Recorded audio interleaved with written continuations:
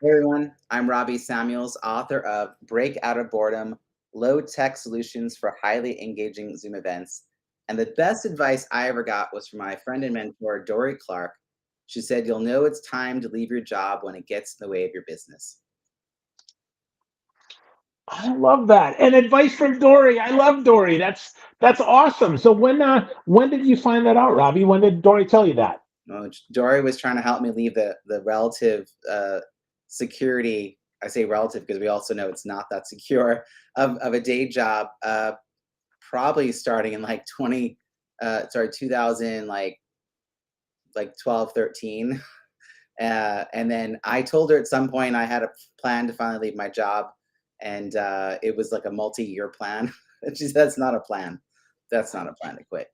And then I came back within a month. It was like I gave my 2 months notice, and I'm going to be gone. And that was the end of 2014. So yeah, there was like an intervention Wow. dinner where she and I were co-hosting a dinner in Boston, and everybody who was invited was either a full-time entrepreneur or had like a really strong side hustle, and they kind of tried to get me to leave my job. And that's probably like when this started, 2013. I didn't realize until then how much I was holding on to the idea of like a paycheck and health insurance. And like I didn't realize, because I've been entrepreneurial my whole life, but I didn't. Anyway, that planted a really strong seed, I'll say. Wow. Yeah. Wow. That's awesome. So with that, so back Yeah. 2014, so things were a little different than they are now. So were you doing anything digital virtual then, or what? Tell me about what you were So doing. for over a decade before the pandemic, I spent time speaking on the topic of networking, specifically networking at conferences. I had a signature talk, Art of the Schmooze, that I was mostly doing for nonprofits and foundations. And I left my day job to focus on entrepreneurship to figure out how to make speaking a full-time career, but wanted to change my audience. I didn't want to stay in the nonprofits sector, and so launched a podcast, and then wrote my first book, Croissants versus Bagels: Strategic, Effective, and Inclusive Networking at Conferences. Uh, then did a group coaching program, then wrote for HBR, and then did a TEDx talk all about networking at conferences. And my TEDx talk came out, excuse me, in January of 2020, and I was about to be an overnight success, 10 years in the making. And 2 months later, nobody needed any of the information or expertise that I had acquired in the last decade, and I had to find a new way to show up and offer value. So that's when I've been using Zoom, but more of like my podcast reviews for my coaching program. So I'd done some groups. I didn't know that I had access to breakout rooms. I didn't know that that was in the settings. It wasn't enabled. I thought you had to pay for it. I had never looked under the hood at the settings. And then March 12th, I wrote a blog post slash article slash email, whatever you'd call it, 9 ways to network in a pandemic. And number 3 was to host a virtual happy hour. So that night I said, okay, I'm gonna do one of these. I'll do this virtual happy hour. I asked some people, actually in Dora's community. They said, yes, we'll be there. Excuse me. And so that's how I hosted my first virtual happy hour, March 13th, 2020. Wow, that's so interesting, right? Sometimes necessity is indeed the mother or father of invention. That's This is where it all interesting. started. I mean, by 8 months later, I had a thriving six-figure business based on all new revenue streams.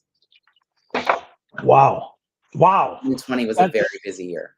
yeah, no uh, doubt, there. no doubt. So do you still do the virtual happy hour? I do. It was weekly for 2 years, a little over 2 years, and now it's monthly.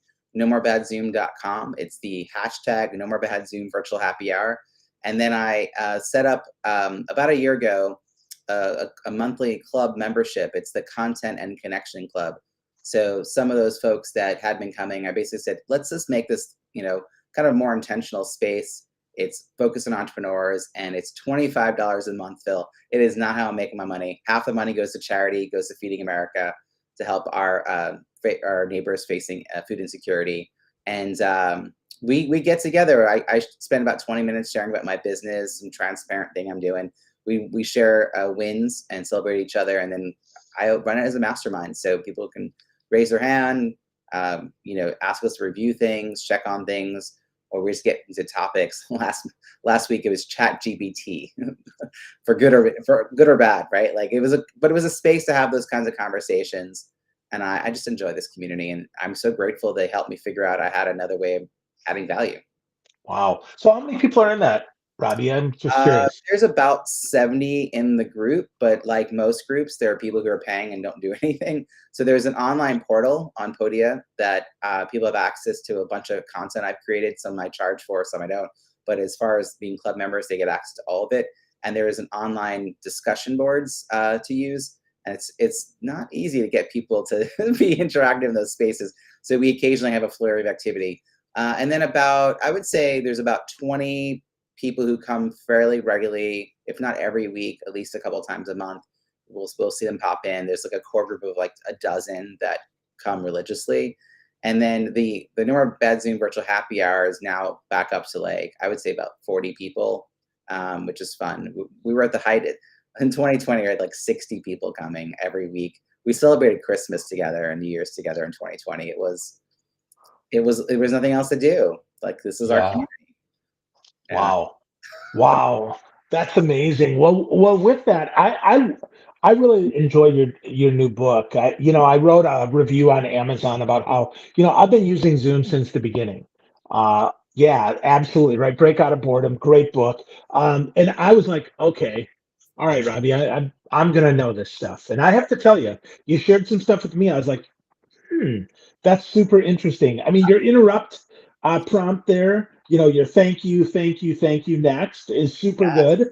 I really like that. And I really like, I never thought about how to, I guess, get people to interact intentionally so that they're not surprised, right? Because I almost want to make people pay attention, but I recognize that's probably pretty rude. So talk to me about why that's important, why we don't want to surprise people. And then if you would share the tip that you shared in the book. So I want to say that the book, while it's focused on Zoom, the purpose first design concepts and the facilitation strategies and techniques are applicable to any virtual platform. And a lot of it also, there's a very strong Venn diagram in my mind to in person. There are some things that are specific to virtual and some things that are specific to in person that are not in the book. But design concepts and facilitation strategies are just something we all need to get better at. So what you're talking about is intentional engagement. And, if one of the things you want people to do is to take information and apply it when they get back to their office or back to their home, well, we have to make it sticky and we have to get them to be thinking about it and personalizing it and be embodying it. So it's a question of, is this about inspiration or is this moving them from inspiration to action? And that's where you really, as people are coming in, they're thinking, feeling, and are doing one thing. And as they leave, they're thinking, feeling, and are doing another thing. And that in between is that transformation. So knowing what that piece is and what those objectives are, if engagement is key, which is true 99% of the time, then not surprising people. Because I think what happens is in person, it's really clear who goes next. And we know, for instance, to cue people up, when people raise their hand, we go, okay, you, right? For some reason online, no one thinks to do that. And so either you have people saying things like, all right, Phil, that was really great. Does anyone have any thoughts? Go ahead and unmute. We would never say that in person. In person, you would never say, Phil, that was really great. Does anyone have any questions? Go ahead and start talking. Like you would use the next sentences to explain, line up at a microphone, hand in the index card with your question on it, raise your hand, whatever the responsibility, the process is. So I think getting really clear with a structure, how we're handling Q&A, and then the piece you're talking about is on deck. So if you are having multiple people speak, it's sort of like, okay, in a moment, I'm going to ask you each to introduce yourselves. Mary, you're going to go first. Here's what I'd like you to do. Now Mary's like, oh, I better pay attention. And you do the whole explanation. You model the explanation here, and then you basically are the first person to go. So you got to follow your own rules. If you say 30 seconds, you got to keep it 30 seconds. Mary goes. You say, okay, now Mary, and then after Mary, Thomas. Thomas is like, oh, I better pay attention to what Mary does because I didn't know I was going to go. But Thomas now pays attention. That means that when it's Thomas's turn, he's ready to unmute. That's part of it, right? Because how many times we watch people fumble? And then you go, all right, next is Thomas and then Joseph. Joseph's like, oh, I better pay attention. And then if somebody doesn't follow the rules, the whole 30-second thing, you got to like intervene the first time and just remind everybody, here's the plan, to like reset expectations. In the book, I talk about how to politely interrupt, which I think is actually a little easier to do online because we all have microphones, whereas in person, that's not always the case. But you just said, thank you, thank you, thank you next. And it's something like, that's really great. Thank you so much for sharing. Oh, I appreciate it. Oh, good to hear. All right, now we're going to hear from Mary. Like it's basically not giving people free reign to just fill the room, because some people ramp up. Like if you give them too much space, they get more and more into their story, and you got to like just keeping. Yep, I'm still here, and I'm gonna bring that microphone's mine. I'm taking it back. All right, now we're gonna give it to Mary. It's polite, and now you could be abrupt about it, but I think that will shut everyone down. No one wants to get called out. So that if you've done that to one person, the room doesn't want to speak because they might get called out, and that's not good for anyone. So yeah, you could just be abrupt about it, but I don't think it'll serve your purpose. Well, and it's not necessary. To your point, I think being polite is far more effective with people than being abrupt because you might get someone who's adversarial who ends up arguing with you, and that makes things even worse, right? Yeah, it's just these little things. I learned over time, a lot of trial and error. I what I do for a living is I produce virtual events. So I do everything from a 1 hour speaker strategy session, which I could work with anybody for that, right? Anyone books an hour of my time, and I'll help you think through your 60 to 90-minute program. Everything from talk through the slides, the flow, the intentions, the engagement strategies, all that stuff, all the way through producing with 3 other Zoom producers a 4-day virtual conference that has 4 concurrent tracks. So, those are vastly different projects. And for a long time, I was only working with businesses. And really by this, I mean nonprofits and associations. But I started to realize that my speaker friends, I should find ways to offer these smaller things that I was, all these things I was doing for my big clients. So I started to like, it's not, I don't even know if it's on my website. It's just something I sort of make available. But that's, to me, it's writing this book, obviously, is to attract event clients. But I will say, I want everyone to get better at how to use virtual, because until we fully believe that virtual is not just an option, but could be the optimal option, there aren't going to be more people knocking on my door. Like, I need people to recognize the vast possibilities of virtual, and not just to be like, oh, I'm so done with it. I want to move people from Zoom fatigue to Zoom intrigue, and then I'll know I've done my job. Wow, wow, that's outstanding. So I have seen where virtual is absolutely more powerful. Certainly not when we started moving to Zoom, but now I've seen that's possible. Right when we started out, it's like, oh, what's that? I mean, I did one where they didn't even know how to set up the meeting, so I set up the meeting. Right, I ran the meeting, and I was just the speaker, and they're Right. like, Saturday's our event. Can you still do it? Do you know how to do it on Zoom? I'm like, yeah, this is fine, right? But to now, it is absolutely a replacement. Now, with that, let's talk about hybrid because I think you have a very interesting take on the hybrid meeting where you have an in-person full-on event and an online full-on event, which really is almost 2 events, right, Robbie? Yeah, I actually think we need to have a bunch of new words for this, because the word hybrid can't mean everything. So in my mind, hybrid is usually people are talking about 2 simultaneous events that have 2 different audiences. And I feel like that's hard to do. It's hard to do well and not have one or both audiences feel like they didn't have a great experience. If it's a very small, like a few people around a boardroom and a few people on a call for like a planning meeting, sure, we can probably pull it off. And I know like there's these products out there like Owl. A friend of mine was presenting to a room that had Owl. She had to cover the screen because she's highly sensitive, and the owl was just spinning around so much it was giving her a migraine. So not all solutions work for all people.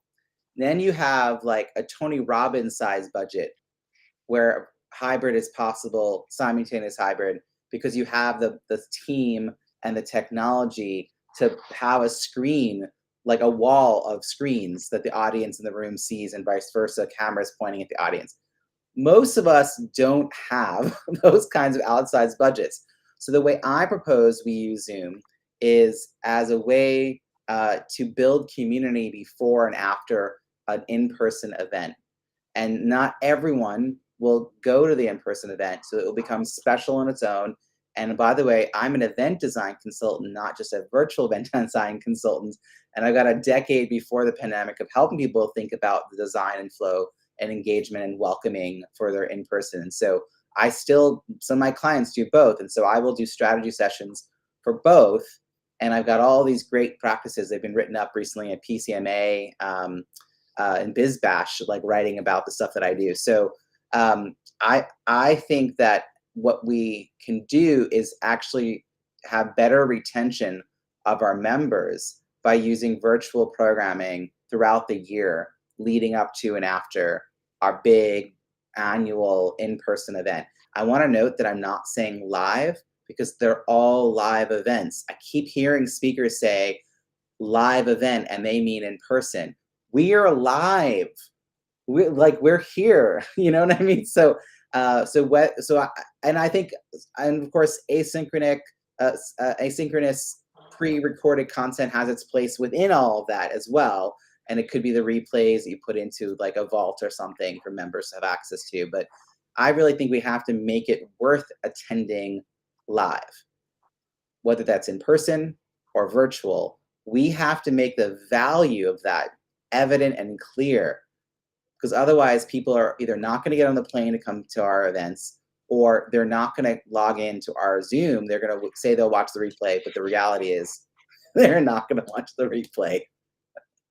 No, that's so interesting.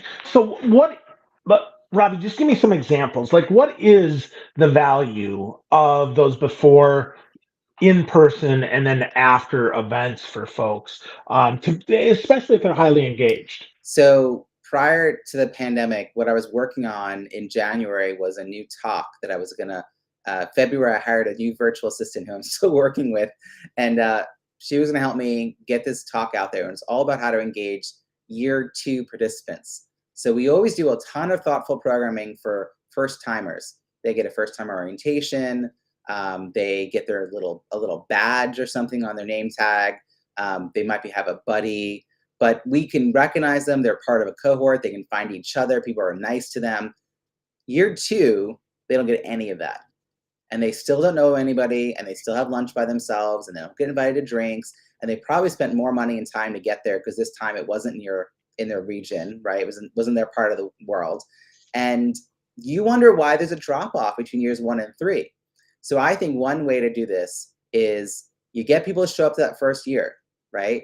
I actually think we should assign buddies to year 2 people, and we should make the assignment after year 1, that they should come to year 1 and then get matched to somebody.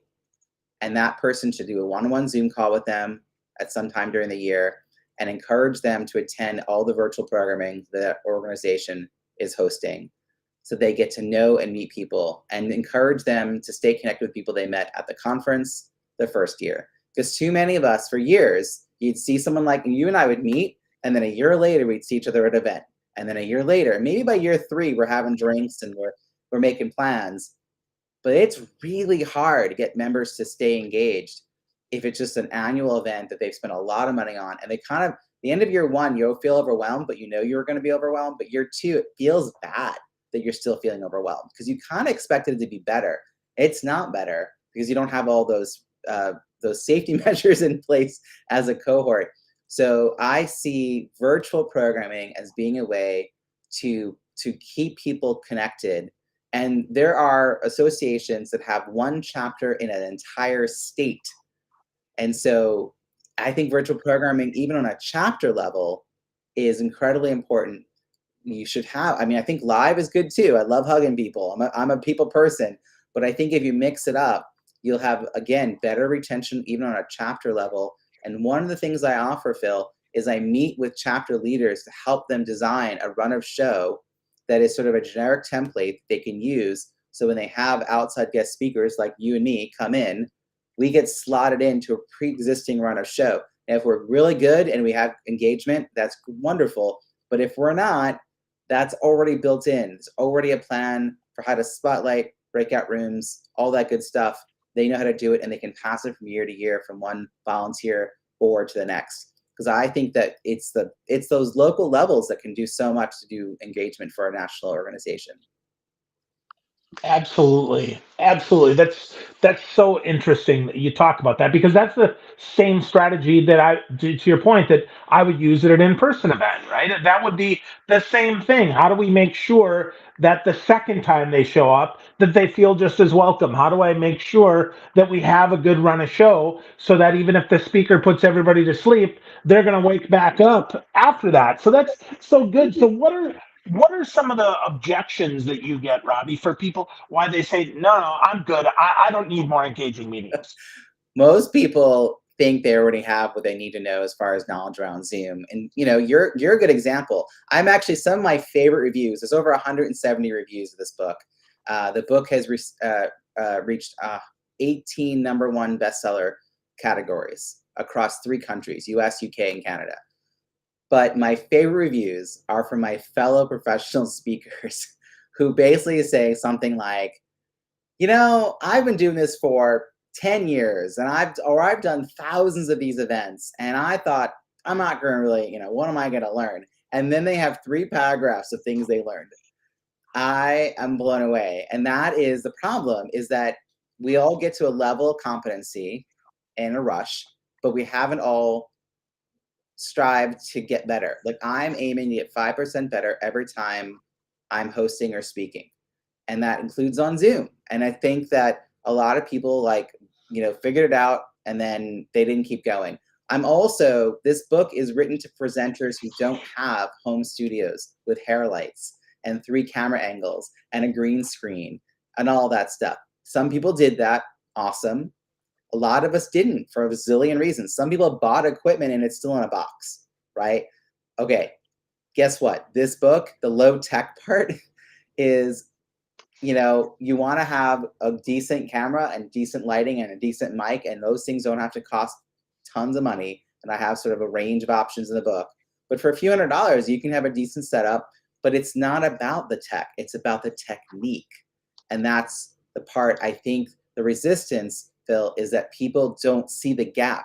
My second book, Small List, Big Results, Launch a Successful Offer No Matter the Size of Your Email List, talks about little p problems and big P problems. So those people don't know the big P problem. Like, I'm trying to help them. My big solution is tied to the bigger problem. But if they don't understand the gap that they have around knowledge and skill, they're just trying to I just got this little question about Zoom. And I'm like, oh, it's so much more than that, So the book, in a lot of ways, is to raise people's awareness. And if they can DIY their way to being better, I'm happy with that.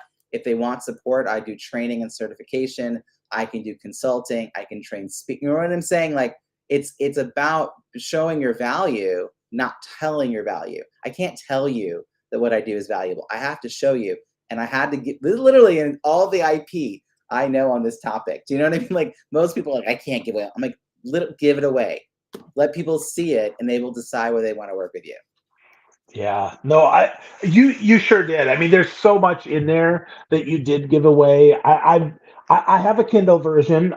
I'm going to get the physical version. I did that with your last book too, which is pretty cool. I mean, because that's not often the case, to be clear, right? A lot of times, I get a podcast guest, even if they're a friend, I'm like, well, all right, I read the book. Okay, that's good, right? Or I get a free book and I'm like, yeah, all right, that's nice. But truly, Robbie, both of these 2 books, both your Small List, Big Results, and this one, I'm absolutely going to buy a physical copy because there's so much in there. Yeah, cool. Yay. Right. So, yeah, there you go. So, with that, one of the other tips that you share here is the googly eyes on the camera. In fact, I coached my a lot of the folks that I coach.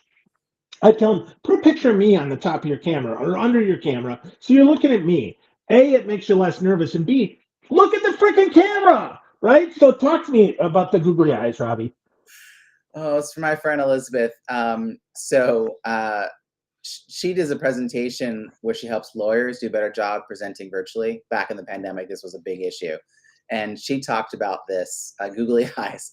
So when I'm writing a section on the book, because I really think like the easiest thing we can all do is get better at looking at the camera. Like I'm looking at the camera the whole time. So, otherwise what people are going to see is me doing this or doing this or doing this. And this is, I actually remember I produced an event that a woman was facilitating, and it was a very sort of tense conversation, like emotional conversation.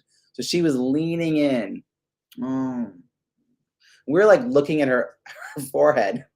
Do you know, like she's not holding space while she, and I had sort of said to her up front that I was trying to help her, and she's like, "No, I'm good, I'm good." And like, but then that's not actually helping the people who are pouring their hearts out.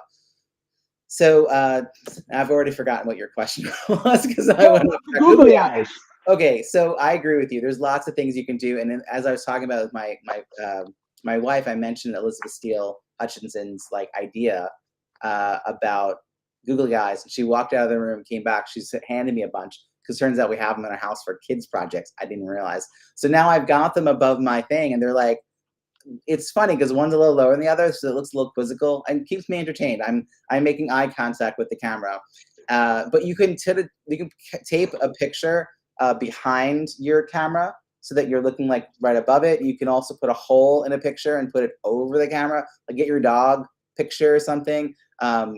Little arrows, the sign here, arrows. But the googly eyes just made me laugh, and now that I have them, it is kind of fun. But me and the green dot were really close. We've kept together. Yeah, yeah. I would say, yeah. Look in the heart of the camera, right? Look in the eyes of the camera as much as you can. You don't want to just stare and never blink. That's kind of weird. But certainly, more eye contact is better. So with that, Robbie, there's so much that you could give out in this book that would help people. They can get it at breakoutofboredom.com. You got a lot of bonuses there, a lot of extra stuff for folks, which I love and is super easy for folks. But Robbie, if people are going to get started, Yeah. like, okay, I want to take step one, maybe even step two, to having a more highly engaged meeting, to stop having boring meetings. Now, I can't say no more boring meetings because that's John Petz's book, but I can say, more, break out of boredom and have more highly engaged, especially for the low tech. Where would folks start, Robbie? Well, the book actually starts with a section called "Getting Started," and it's about physically setting yourself up for success, both the framing, the lighting, the audio. If you had the opportunity, if MSNBC or CNN called and said, tomorrow we want to have you on air from your home office, would you change anything about your setup? Well, why don't you go do that now? Like, so that you're ready, like be ready for that, mainstream media call. Um, when you're on CNN or MSNBC on a panel, no matter what height people are at, their shoulders are similar height.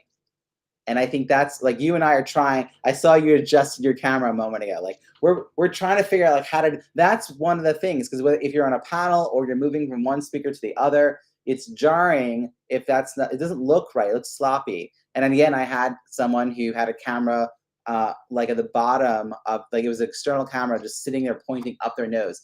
No one looks good from that angle, friends. Okay. He was also eating and sucking on his fingers. This is bad 2020 etiquette. So I think that's a start is really understanding like the light source. It's always light, camera, you. No, don't put the light. I have a whole window here. I've got mostly closed. If I turn off my camera, my light. I mean, you're gonna see like you can see. So this fills it in so that you don't even see the window stuff. So that's the biggest part. And then the other part I would say is that purpose first design piece we talked about in the beginning. What are they coming, thinking, feeling, doing, and where do you want them to be at the end? Really taking time to think about that. That will help you decide, what to do within the program, within the time you have that will help you achieve those objectives. Like getting clear on that. I don't think I was ever clear on that. Like when I did in person, I never sat down to do that. Like I had a thing. I had a talk. I knew what I want to do. You know what I mean? Like again, you get to this pattern. You're like, oh, what's the audience? Tell me 2 things about the audience I wouldn't know. Great, I'm good to go. I'm ready to get. Like it wasn't like, you know what I mean? Like there was this latitude, because you could change on the fly. You could read the body language, all this stuff. But I'm like, even then, I probably should have done more due diligence. So I'm actually noticing that now when I'm planning in person, whether it's my own programming or with my clients, I'm like, oh, we have to do the same thing. We've got to plan thoughtfully all of these pieces. And I think sometimes when you know a lot about your topic, maybe you stop doing that as much. So I think that's another thing that people can really get from the book and just from thinking about improving their Zoom. I love that, Robbie. So that's all about deliberate preparation Yeah. for every event, and then lights, camera, you. I think that's a great one for folks to remember if they're setting things up. Light, camera, you. That's really, really good. Robbie, so the book is Break Out of Boredom, Highly Engaged Zoom for Low Tech People. Though it's not just Zoom, let's be really clear, it can be any platform at all. Folks, you can go to breakoutofboredom.com, get to know Robbie Samuels. He is fantastic. So much goodness. Like I said, I have Kindle copies of both of his last books, and I'll be getting a physical copy very soon. So, congratulations, my Real, friend. it exists. It's a proof that I wrote a book.